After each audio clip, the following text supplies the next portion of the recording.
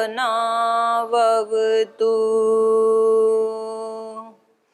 सहनौ भुनक्तु सह वीर्यं करवावहै तेजस्विनावधीतमस्तु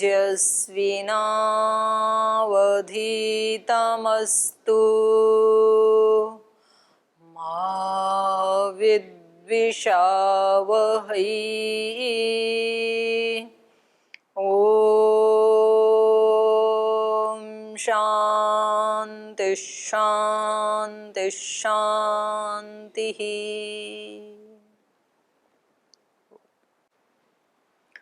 दिव्य जीवन की इस कक्षा में आप सभी का स्वागत है। अनेक प्रकार की समस्याएं आज अंदर और बाहर व्याप्त हैं। पिछले लगभग 1.5 महीने से भारत में और पिछले लगभग 2-2.5 महीने से पूरे विश्व में एक अकाल्पनिक, एक अप्रत्याशित समस्या का सामना सभी मानव जाति को करना पड़ रहा है। और अभी स्थिति पूरे देश में नहीं बल्कि पूरी दुनिया में ही ये बनी हुई है कि बाहर निकलें तो भी समस्याओं का अंबार है। यद्यपि पहले भी कोई समस्याएं कम नहीं थी, लेकिन आज की जो सिचुएशन है वो बिल्कुल ही अलग हो गई है। घर से बाहर कदम निकालें तो भी मौत मुंह बाई खड़ी है, अनेक समस्याएं। और यदि घर के अंदर रहें तो भी अनेक समस्याएं। तो समस्याएं अनेक हैं। शरीर की समस्या है, रोगों की समस्या है, शारीरिक रोगों की समस्या है, धन की समस्या है, जो खाद्य सामग्री है उसकी अनुपलब्धता की समस्या है, जिनको वॉकिंग आदि करनी है वो नहीं कर पा रहे हैं, ये एक समस्या है। जिनका अपना बिजनेस व्यापार है वो अपने दुकान आदि, बिजनेस व्यापार आदि नहीं चला पा रहे हैं, ये भी एक समस्या है। नौकरी वालों को नौकरी से निकालने की सिचुएशन बन रही है, ये भी एक समस्या है। घर में रहें तो सारे एक ही जैसी एनर्जी वाले, सारे ही रोगी, एक भी यदि स्वस्थ नहीं है, स्वस्थ मतलब शारीरिक रूप से तो स्वस्थ हो सकते हैं घर में रहने वाले, पर मानसिक रूप से सारे ही रोगी हैं। सबकी ही शक्ति जो है वो जवाब दे रही है। तो वहाँ एक ऐसा एनवायरनमेंट बन गया है। तो समस्याएं हमारे सामने अनेक हैं, लेकिन समाधान केवल एक ही है, दिव्य जीवन, जो आज का टाइटल है। और इसके ऊपर हम चर्चा करते ही रहेंगे समय समय के ऊपर। इसको दूसरी भाषाओं में कहें तो अध्यात्म में विश्राम है, समाधि में समाधान है, ज्ञान में ही समाधान है, भक्ति में ही समाधान है, अपने कर्तव्य कर्म का पालन करने में, स्वधर्म का पालन करने में ही समाधान है। अनेक अनेक शब्दों में, अनेक अनेक शास्त्रों में अलग अलग परिस्थिति के अनुसार इसको वर्णित किया गया है। तो इसको आज हमने इस कार्यक्रम का जो नाम रखा है वो दिव्य जीवन। और इसमें सप्ताह के 8 दिन आपको श्रद्धेय स्वामी जी महाराज से लेकर पूज्य आचार्य श्री जी से लेकर और जो हमारे वरिष्ठ यहाँ सन्यासी गण हैं, साध्वियाँ हैं, ब्रह्मचारी गण हैं, उन सब के विचार आप इसमें सुन पाएंगे एक एक दिन के लिए। तो ये बहुत ही अपने आप में, क्योंकि एक ही समस्या के ऊपर जब बहुत सारे विद्वान, बहुत सारे ऋषि, बहुत सारे प्रबुद्ध लोग मिलकर के जब चर्चा करते हैं तो फिर वो उतना ही निकल करके आता है वहां से। एक व्यक्ति चिंतन करेगा तो एक समाधान आएगा, 10 व्यक्ति चिंतन करेंगे तो 10 समाधान आएंगे।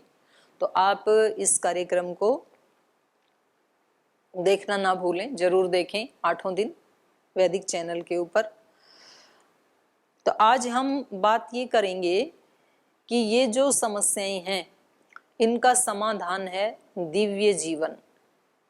ये दिव्य जीवन बनाएं कैसे? लेकिन कौन व्यक्ति नहीं चाहता कि उसका जीवन दिव्य हो? कौन चाहेगा कि किसी का भी जीवन समस्याओं से युक्त हो, रोगों से युक्त हो? हर व्यक्ति स्वस्थ रहना चाहता है।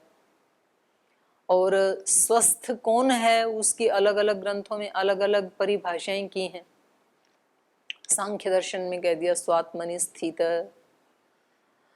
यदि स्वस्थ है, जो अपनी आत्मा में अपने आप में स्थित है। फिर गीता में ही एक श्लोक आता है, सम दुख सुख स्वस्थः समलोष्टास्म कांचन तुल्य प्रिया प्रियो धीरः तुल्य निंदा आत्मसंस्तुति। तो वहां स्वस्थ को कह दिया सम दुख सुख धीरा। सुख दुख में जो सम है वो स्वस्थ है। तो अलग अलग ऐसे स्वस्थ की परिभाषाएं कह दी। अब आयुर्वेद ने स्वस्थ की अलग परिभाषा दे दी है। तो स्वस्थ रहना, और स्वस्थ भी हमें कहाँ कहाँ रहना है? शारीरिक रूप से हम स्वस्थ रहें, मानसिक रूप से रहें, भावनात्मक रूप से रहें। क्योंकि जो हमारा अस्तित्व है वो देखने में तो एक दिखाई देता है बाहर से तो, लेकिन इसकी 5 लेयर हैं जो हमारे ऋषियों ने इसको जाना। ये तो स्थूल शरीर है, अन्नमय कोश है, फिर इसके नीचे प्राणमय कोश, फिर मनोमय कोश, फिर विज्ञानमय कोश, फिर आनंदमय कोश। तो 5 शरीर है, पांचों को स्वस्थ रखना। पांचों में से एक भी यदि गड़बड़ है तो फिर हम स्वस्थ नहीं कहलाएंगे और हमारा जीवन दिव्य जीवन नहीं बन सकता है। तब हमारी समस्याओं का समाधान नहीं हो सकता है। जैसे ये कमरा पूरा साफ है और इसके किसी एक कोने में अगर कहीं गंदगी पड़ी हो तो क्या हम ये कह पाएंगे कि ये कमरा साफ है? तब हम नहीं कह पाएंगे, हम यही कहेंगे कि कमरा गंदा है। तो हमारे 5 प्रकार का जो शरीर है, अस्तित्व है, उसमें से एक में भी यदि कहीं कोई दोष है तो फिर हम स्वस्थ नहीं कहलाएंगे। तो चाहे तो हम इस यात्रा को स्थूल से शुरू कर लें, स्थूल शरीर को पहले स्वस्थ बनाएं, फिर अन्नमय शरीर को बनाएं, इस अन्नमय शरीर के बाद प्राणमय शरीर को बनाएं, फिर मनोमय को बनाएं, फिर आनंदमय, फिर ज्ञानमय, विज्ञानमय, फिर आनंदमय, या फिर अंदर से बाहर करें यात्रा। अंदर से बाहर जो यात्रा की जाती है वो ज्यादा कारगर होती है। जैसे स्थूल रोगों के बारे में कहा जाता है ना, एक तो एलोपैथी का इलाज है जो सिम्टम्स को ठीक करता है, और एक यौगिक इलाज है वो सिस्टम को ठीक करता है। तो हम जब अंदर से बाहर की यात्रा करते हैं तो वो फिर एक यौगिक इलाज जैसे हो जाता है और वो स्थायी इलाज है। हम पहले शरीर को स्वस्थ रखते हैं, इसके लिए व्यायाम करते हैं, प्राणायाम करते हैं, दिव्य आहार लेते हैं, तो शरीर बाहर वाला तो ठीक रह जाता है। लेकिन स्वस्थ शरीरों में भी कई बार दिमाग गले सड़े रह जाते हैं, तो फिर वो उल्टे ही काम करते हैं, जैसे कि चाइना ने किया। उनका दिमाग जो है वो रोगी था, तो उस रोगी दिमाग ने करोड़ों लोगों को उसकी चपेट में ला दिया है। तो ये कितना बड़ा पाप कर सकता है कोई व्यक्ति। तो ये बाहर से अंदर वाली यात्रा भी कर सकते हैं एक एक करके, लेकिन अंदर से जो बाहर की जाती है वो स्थायी यात्रा है। तो सबसे पहले हम अपने स्वरूप को जानें दिव्य जीवन जीने के लिए, और उसके लिए पहले हमारा मन, प्राण, आत्मा, शरीर सब स्वस्थ होंगे तब हम उसको जानेंगे। ये अनिवार्य नहीं है। इन सब के अस्वस्थ रहते हुए भी हम उसकी अनुभूति कर सकते हैं। जैसे कि हम सारे दुख होते हुए भी रात को सोते हैं तो अपने स्वरूप में ही होते हैं। तो हमारा रोज का अनुभव है कि हम अपने स्वरूप के साथ रह सकते हैं। तो जैसे हम रात को रह सकते हैं, ऐसे ही कोई व्यक्ति प्रयास करके दिन में उपासना के समय, ध्यान के समय 2 मिनट के लिए, 1 मिनट के लिए, 5 मिनट के लिए, अति अल्प समय के लिए भी जब वो अपने स्वरूप से जुड़ जाता है, इसके लिए ये गीता के श्लोक में भी कहा, कूर्म अंगान इव सर्वश, कछुए की तरह अपने सारे अंगों को सिकोड़ करके। शरीर रोगी है, रहने दीजिए, थोड़ी देर के लिए आप शरीर से अलग हो जाओ, क्योंकि बहुत कैंसर जैसे रोग जिनके शरीर में हैं उन व्यक्तियों को भी तो कभी 5-10 मिनट के लिए तो गाढ़ निद्रा आती है ना, तब रोग की अनुभूति नहीं होती है। किसी के घर में कितनी भी बुरी दुर्घटना हुई है, लूटपाट हुई है, घर जल गया है, घर में चोरी हो गई है, किसी का कोई प्रिय व्यक्ति बिछुड़ गया है, बहुत दुख है, उसको भी तो कभी ना कभी 5-10 मिनट के लिए जब आंख लगती हैं तो उसको वो दुख याद नहीं रहता है। अर्थात दुख रहते हुए भी दुख से अलग होना ये हमें आता है। तो हम ऐसा प्रयास करें, प्रतिदिन ऐसा टाइम निकालें, भले ही वो टाइम 1 मिनट का हो, सिंगल 1 मिनट का हो, भले ही आपको ज्यादा बैठने का अभ्यास नहीं है, कोई बात नहीं है। आपके पास टाइम नहीं है, बिल्कुल ही टाइम नहीं है, बहुत व्यस्त है, कोई बात नहीं है। आप अपनी गाड़ी पे जा रहे हैं, आगे 1 मिनट के लिए रेड सिग्नल आ गया, उस 1 मिनट के लिए आप टाइम निकाल लीजिए। 1 मिनट तो कहीं भी मिल जाएगा आपको। तो वहां से हम शुरू करें कि ये जो 1 मिनट मैंने अपने शरीर को, मन को, प्राण को, इंद्रियों को, सबको अलग रखा और ये मेरी स्थिति थी। यहाँ मेरे पास कुछ भी नहीं था तो भी मैं बिल्कुल शांत था। तो वहां से शुरू करें और वहां से जो एनर्जी लेके आएगा फिर प्राण, मन, तो वो अपने आप ही फिर उसको अच्छा लगने लगता है। तो वो बाहर भटकने की बजाय फिर अंदर की तरफ जाने लगेगा। तो खैर ये तो मैंने थोड़ा सा बताया। अब हम ऋषियों के पास चलते हैं, क्योंकि जो विषय हमारी अनुभूति के नहीं है तो उसमें हमें जिन लोगों ने वैसा अनुभव किया उनके पास हम चलते हैं। सिचुएशन हमारे सामने है, आज हम सब परेशान हैं, ये स्थिति मेरे सामने भी है, आप सबके सामने भी है। किसी के पास किसी प्रकार की समस्या है, किसी के सामने किसी प्रकार की समस्या, लेकिन हम सब कहीं ना कहीं किसी ना किसी समस्या से युक्त हैं।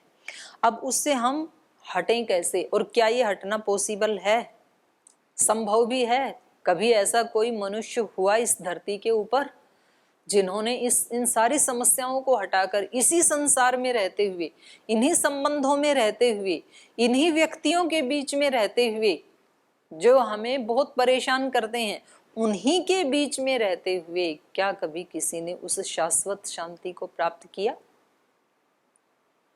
तो इसका उत्तर है हाँ। अनेक उत्तर हैं इसके, अनेक उदाहरण हैं, लेकिन आज हम जिसको आधार बना के चल रहे हैं वो श्री गीता जी को आधार बना करके हम चल रहे हैं। तो यहाँ पर जो इसके मुख्य पात्र हैं, गुरु के रूप में योगेश्वर भगवान श्री कृष्ण और शिष्य के रूप में अर्जुन। तो अर्जुन की वही स्थिति है जो आज कोरोना के डर से हम सब की स्थिति है। सब विषाद को प्राप्त हो गए हैं। जब ये शुरू हुआ लॉकडाउन तो 5-10 दिन तो सबको बहुत अच्छा लगा, क्योंकि सब बहुत बिजी थे। तो लगता था कि कभी 1-2 दिन की छुट्टी पड़े तो बहुत अच्छा लगे। तो लगातार जब 5-10 दिन की छुट्टी हुई तो लोग कभी ताली बजा रहे हैं, कभी थाली बजा रहे हैं, कभी भजन गा रहे हैं, बड़ा एंजॉय करें। खाने पीने की चीजें भी रखी हुई थी। अब जैसे जैसे वो 20 दिन महीना हुआ, खाने की चीजें खत्म, रह गया केवल दाल चावल आटा, नमकीन खत्म, ब्रेड खत्म, बाकी की चीजें चाट पकौड़ी बाहर से जो लाते थे वो खत्म, पिज्जा खत्म। पिज्जा तो एक दिन आया तो उसने पूरे परिवार को ही रोगी बना दिया, क्योंकि बनाने वाला कोरोना से संक्रमित था। तो अब लग रहा है कब खुलेगा, हम तो कैसे कैद हो गए हैं, जेल में आ गए हैं। तो ये समस्या सबके पास है। अच्छा, कई दिन में मिले थे तो शुरू में बच्चे भी बड़े अच्छे लगते थे, पति पत्नी भी बड़े अच्छे लगते थे। अब वो 24 घंटे वहीं रहते हैं और कुछ ना कुछ खाने को मांगते हैं, कुछ ना कुछ परेशान करते हैं। अब वो कोई दिव्य मानव तो है नहीं कि उनसे हमेशा पॉजिटिव तरंगे निकलती रहें और घर स्वर्ग बन जाए, ऐसा तो है नहीं। तो अभी एक का डिप्रेशन दूसरे को आता है, दूसरे का तीसरे को आता है। कोरोना वाला संक्रमण से तो बच गए, लेकिन डिप्रेशन वाला संक्रमण एक से दूसरा, तीसरा, चौथा, तो सारे के सारे उसमें अब परेशान हो रहे हैं। तो ये स्थिति अर्जुन की भी थी। तो कैसे इसका समाधान निकाला? तो इन्होंने गीता को यदि एक लाइन में कहा जाए, श्रद्धेय पूज्य मुरारी बापूजी कहते हैं गीता के बारे में, वो एक लाइन बोलते हैं, मुझे भी बहुत अच्छी लगी। उन्होंने कहा कि गीता में योगेश्वर भगवान कृष्ण ने अर्जुन को विषाद से निकालकर प्रसाद तक पहुंचा दिया। गीता जो है वो क्या है? विषाद से यात्रा शुरू हुई और प्रसाद के ऊपर पहुंच गई। और जब इस व्यक्ति को प्रसाद मिल जाता है तो ये योग दर्शन भी कहता है और ये गीता भी कहती है, प्रसादे सर्व दुखानाम हानि रस्योपजायते।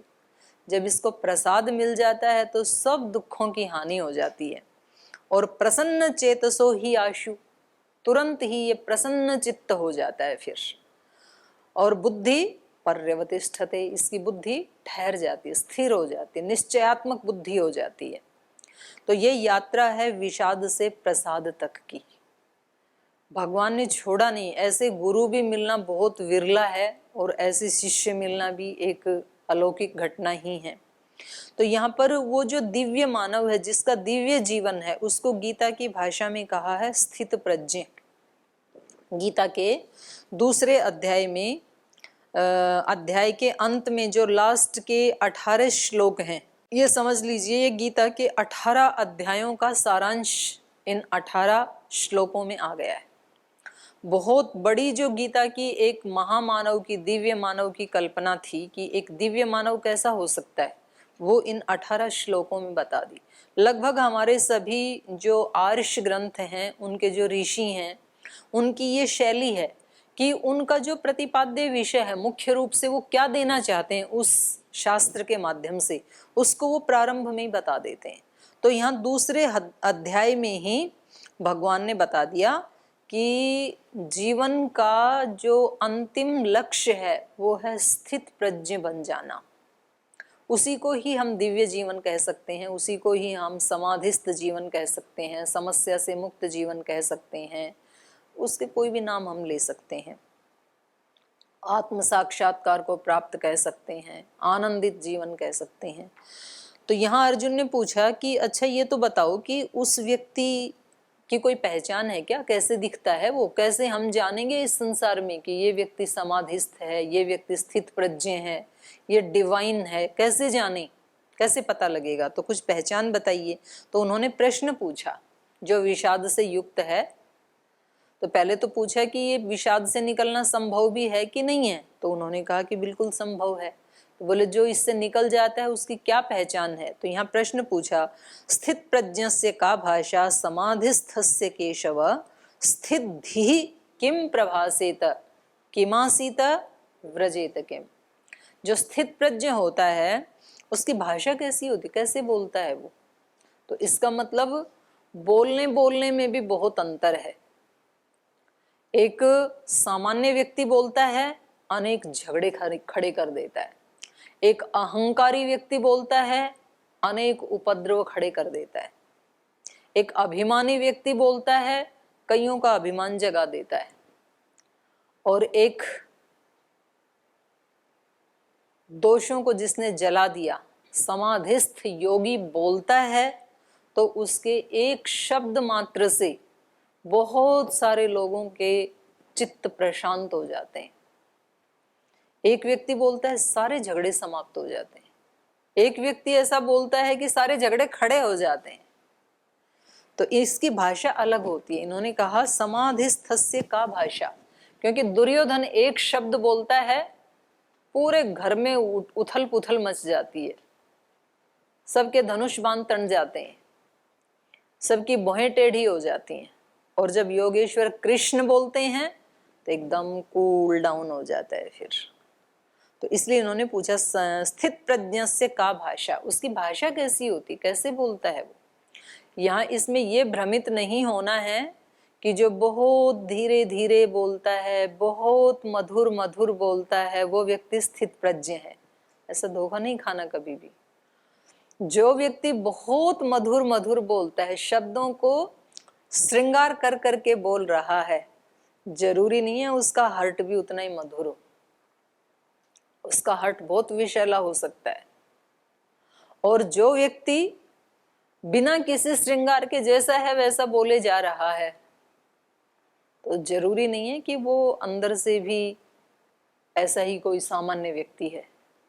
तो ये केवल ध्वनि मात्र की बात नहीं है। कोई व्यक्ति तेज बोलते हुए भी, श्रद्धेय स्वामी जी महाराज जब एक बार हुंकार भरते हैं तो करोड़ों लोग खड़े हो जाते हैं। उस वाणी के पीछे वो वाणी कितनी अमोघ है, उस वाणी में सत्य कितना है। जैसा अंदर है वैसा ही बाहर यदि वो बोल रहा है तो निश्चित रूप से वो स्थित प्रज्ञ की भाषा है और उसमें दम होता है उन शब्दों में। तो यहां इन्होंने पूछा स्थित प्रज्ञ से का भाषा, सत्य प्रतिष्ठायाम। जब सत्य में कोई व्यक्ति प्रतिष्ठित हो जाता है तो उसकी वाणी भी सत्य हो जाती है, तो उसका प्रतिफल बताया है योग दर्शन में कि उसकी वाणी अमोघ हो जाती है। सर्व क्रिया फलाश्रयत्व, सब क्रियाओं का फल उसको मिलने लगता है जो उसने बोला। क्योंकि जो वो बोलेगा, जो वो प्रार्थना करेगा, जो वो प्रे करेगा या किसी को आशीर्वाद देगा, उसको पूरा करने के लिए फिर ये सारा ब्रह्मांड जुट जाता है। उसकी यदि कोई समस्या है, उससे नहीं सुलझ रही है, तो वो अपनी समस्या फिर ईश्वर को दे देता है और फिर ईश्वर तो सारे ब्रह्मांड में व्याप्त है, तो ये सारा ब्रह्मांड उसकी समस्या का समाधान करने के लिए जुट जाता है, फिर उसको नहीं करना पड़ता कुछ भी। तो इसलिए यहाँ पूछा स्थित प्रज्ञस्य का भाषा समाधिस्थस्य केशव स्थिति किम प्रभाषेत किमासीत व्रजेत किम। उसकी भाषा कैसी है, वो कैसे बोलता है, किमासीत है, बैठता कैसे है, बैठने में भी बड़ा बगुला जब बैठता है ना तो थोड़ा भी हिलता नहीं है, लेकिन उसकी इंटेंशन क्या होती है, मछली को पकड़ने की होती है। तो बगुला भक्त कहा जाता है। हमारे यहाँ महाराष्ट्र के कुछ संत हैं, तो वो ऐसे ऐसे आसन लगा के नहीं बैठे। टुकड़े जी महाराज का आपने चित्र देखा होगा, वो ऐसे बैठे रहते हैं, ऐसे बैठे रहते हैं। महर्षि रमन का देखा होगा, वो ऐसे बैठे रहते हैं। तो यहाँ पर वो कैसे बैठता है ये बाहर की पोजीशन से नहीं पता लगेगा। उसका बैठना एक निराला ही होता है। वो किसी भी पोज में बैठे, उसको देख करके देखने वाले को तृप्ति मिलती है, सुख मिलता है। कैसे भी बैठा है, वो आंख खोल के बैठा है, बंद करके बैठा है। तो यहाँ पूछा इन्होंने किमासीत व्रजेत किम, चलता कैसे है। दो प्रकार के योगी देखे हमने, बहुत तेज तेज चलने वाले भी देखे और बड़े आराम आराम से चलने वाले भी देखे, और दोनों का ही सौंदर्य अपना एक अलग ही है।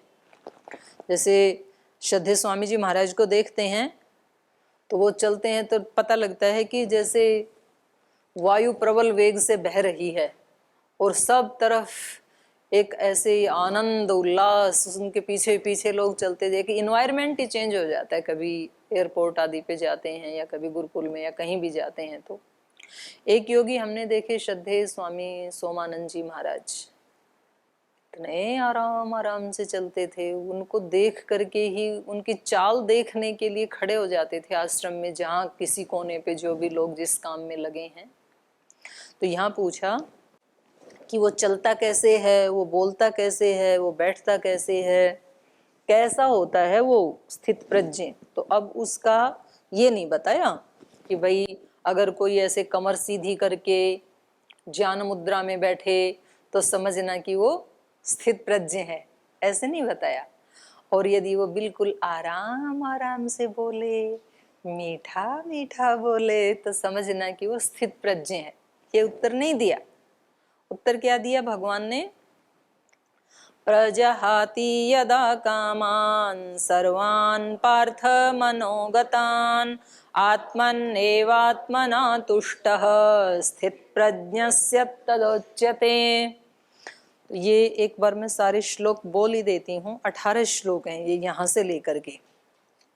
दुखेषु अनुद्विग्नमनः सुखेषु विगतस्पृह वीतराग भय क्रोध स्थिद्धि मुनिरुच्यते यः सर्वत्रानभिस्नेहस्तत्तत्प्राप्य शुभाशुभं यदा संहरते चायं कूर्मोऽङ्गानिव सर्वश इन्द्रियाणीन्द्रियार्थेभ्यः तस्य प्रज्ञा प्रतिष्ठिता विषया विनिवर्तन्ते निराहारस्य देहिनः रसवर्जं रसोऽप्यस्य परं दृष्ट्वा निवर्तते यततो हि अपि कौन्तेय पुरुषस्य विपश्चितः इन्द्रियाणि प्रमाथीनि हरन्ति प्रसभं मनः तानि सर्वाणि संयम्य युक्त आसीत मत्परः वशे हि यस्य इन्द्रियाणि तस्य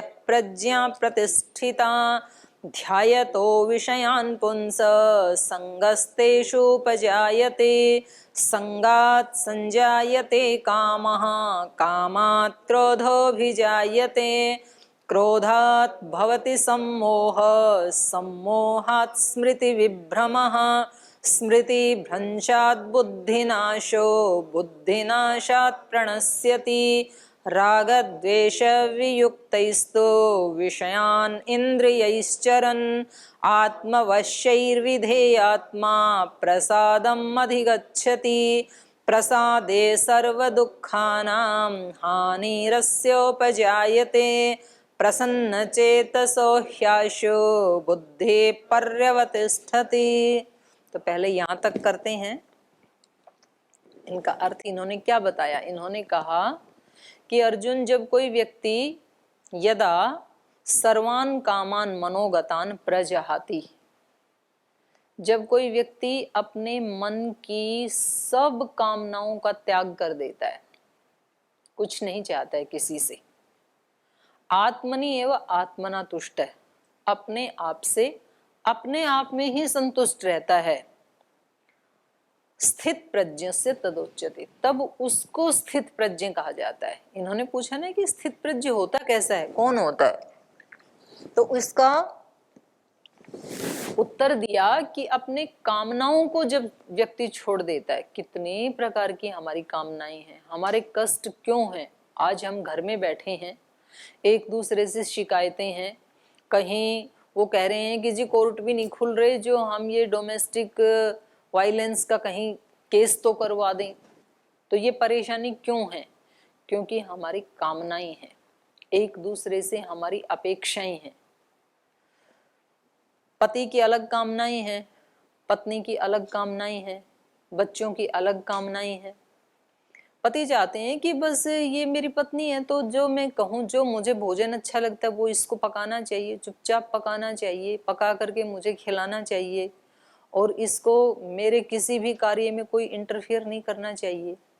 पत्नी चाहती है, जमाना बदल गया, मैं कोई दासी थोड़ी हूँ, मैं भी एक मनुष्य हूँ। जब ये घर बैठे हैं, ऑफिस नहीं जा रहे हैं, तो कुछ सहायता करनी चाहिए, कम से कम सब्जी काट देनी चाहिए, कम से कम आटा गूंद देना चाहिए। मैंने आटा गूंद दिया तो कम से कम बेल लेना चाहिए, बेल दिया तो कम से कम सिकाई कर देनी चाहिए।